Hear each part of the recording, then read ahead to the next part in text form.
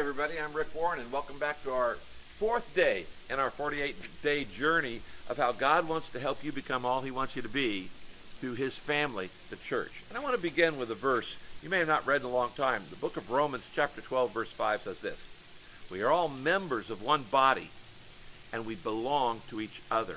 Now, I want you to just get that last phrase. We belong to each other. Do you realize the significance of that verse?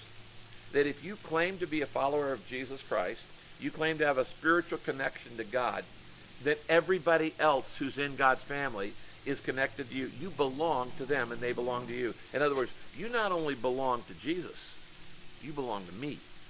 And I belong to you. And we're all brothers and sisters in the family of God. That's where that comes from. That we're not just attenders. We're belongers and we're believers, and we belong in God's family together. Now, I know I'm belaboring this point this first week, but I want you to fully understand you cannot be all God wants you to be by yourself. You need a spiritual family. There's an old story, this story about if you've got a campfire and you take a coal out and put it off by itself, it grows cold and it loses its heat. But if you take that coal and put it back in the campfire, it gets on fire again. By yourself, you are open prey for all kinds of spiritual forces to take the joy out of you, take the love out of you, take the hope out of you, and you end up getting dry and hard and brittle. But if you get back into a fellowship, a connection, a family of God that is built on purpose and built around the balancing the purposes of God, then you're going to get on fire. You need other people in your life.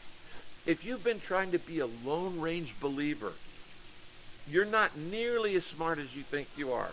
You need other people in your life. And that's the big truth we're trying to make this week, is that you were designed not to go through life alone. I don't know what you're going through right now.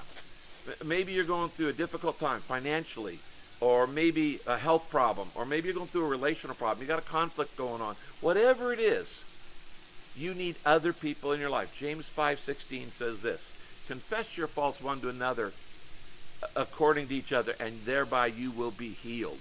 Remember, I said it the other day, revealing your feeling is the beginning of healing. So find a family and become a part of it. Find a church home. God bless you.